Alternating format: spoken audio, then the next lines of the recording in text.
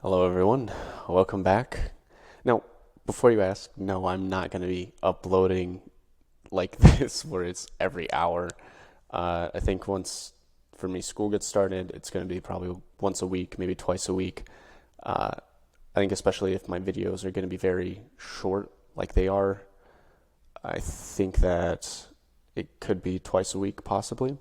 I'll just need to find the time for it because, school is busying and so is having jobs. So, without further ado, let's get into this next one.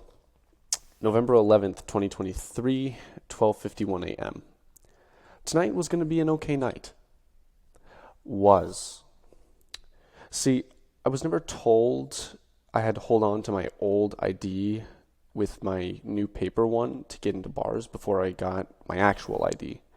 My voided one was back at my parents' house. Overall, very anticlimactic and disappointing night. The original plan was to pick up my good friend Britt and go to a frat party for a bit, then dip and go to our arcade bar that we had. The first party was fine besides the $10 admission that guys have to pay. I introduced myself to some people I had met at the Halloween party and made small talk. One of the girls I met was pretty cute, but both Britt and I could tell that she was dating one of the guys we met. I was hoping to see one of my friends be here, but we had to leave before he got there. He was sick anyway. Britt and I headed into a little kind of market area with like old buildings and stuff. And we were going to go to some of the bars and potentially meet my longtime friend, P-Town. You know who you are. P-Town was with me for my birthday, and whose friend showed up to cause that incident mentioned in the video prior. Obviously, none of this happened, though, due to my lack of research about what to do when I got my ID. For me, I was embarrassed and was making a fool out of myself in front of Britt. This did not make me happy. Thanks to the heathens who are dishonest in the world, I was not trusted. This is what really pissed me off. Wow. If you ask me, that kind of little excerpt was a little bit selfish of me. I'm not gonna lie. It's not that I was not to be trusted. Like everyone could trust me. It should be more like it's the law or it's the rules. You gotta play by the book. I had to play it cool though, and so instead I got depressed with the fact that I had single-handedly ruined a possibly fun Friday night. That, coupled with the fact that I would probably never end up with Britt or any woman for that matter, really helped my anger become mute. I drove her home. She assured me that she still had fun. We hugged, and then she left. Driving home, I began to question my worth in this world. What's the point of being honest 24/7 if people still won't trust you?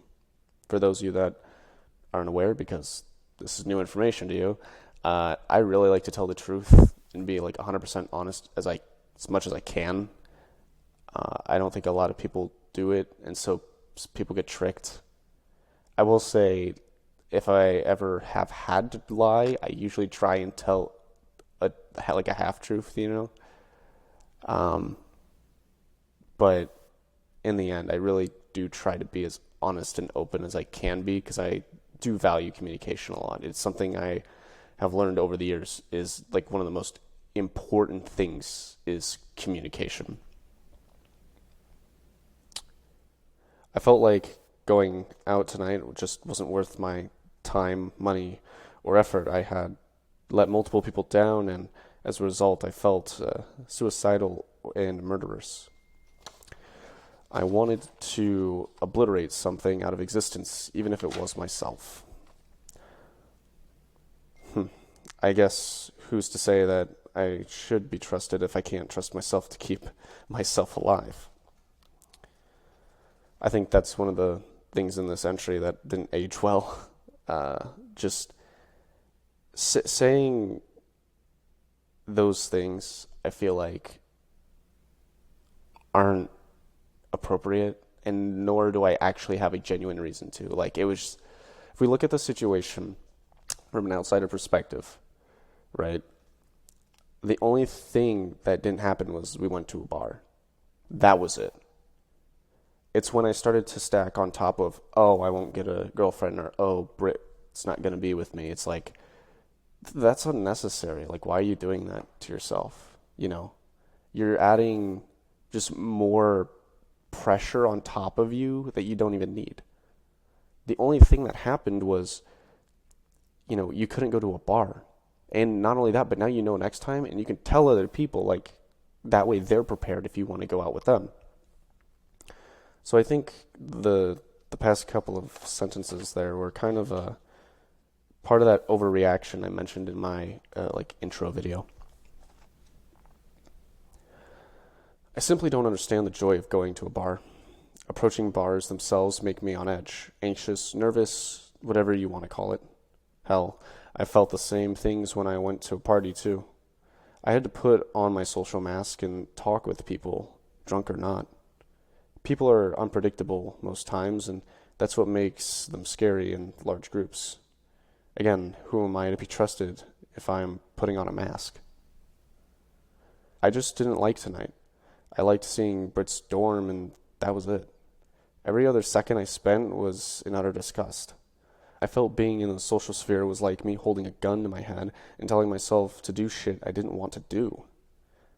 I only really go out and do this for other people, not for me. One may think that I need some self-love and that I should do things for myself, for my well-being. To I say, there is simply nothing that makes me happy except cuddling, making out, and other relationship activities. Well, that did not age well. I've picked up watching this girl who does ASMR, and she is able to be sincere in her videos, which makes me respect her and adore her a ton. Some of her videos have good jokes in them too. Her voice is also very soft and light, and I enjoy listening to her talk and make little click-clack sounds. When I listen and watch her videos, I'm at peace, and I find myself in a state of bliss. I wish I could have someone like her, quiet and gentle, caring and chaotic, sincere and silly. Well, I'm gonna go sulk now because I have nothing better to do with myself. Good night. And that ended at 1:57 a.m. So, as you can see, a lot of stuff I said did not age well, nor do I think that they were appropriate. I think my state of mind when I get overly emotional is very hyperbolic, to say the least. And I guess this would be a example of kind of what to expect from when I get emotional. Like, and it'll be very clear when it gets emotional because I say some pretty wacky stuff. So that's going to conclude today's video. And videos will probably come out every once in a while. I'll probably make one tomorrow because currently I don't have much to do before school starts. So I hope you guys enjoyed this one, and I'll see you in the next one. Bye bye.